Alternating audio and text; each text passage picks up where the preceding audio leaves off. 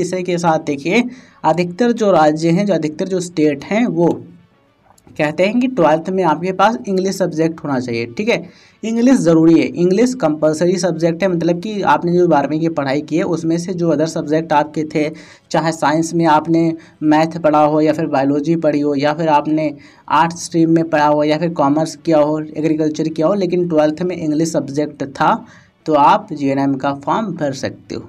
अब सवाल आता है कितने % मार्क्स होने चाहिए, जैसा कि आपने सर्च किया था तो 12th में कम से कम आपके 40% होने चाहिए सभी सब्जेक्ट को मिला करके, और जो इंग्लिश सब्जेक्ट है इसको छोड़ करके। ठीक है, इंग्लिश सब्जेक्ट में आप एटलीस्ट पास होने ज़रूरी है, मतलब कि जो अदर सब्जेक्ट हैं उनको मिला कर कम से कम 40% हैं तो आप एलिजिबल हो जाओगे। ठीक है, तो ये मिनिमम क्राइटेरिया है, कम से कम तो इतने होने चाहिए, वैसे तो आपके ज़्यादा होने चाहिए।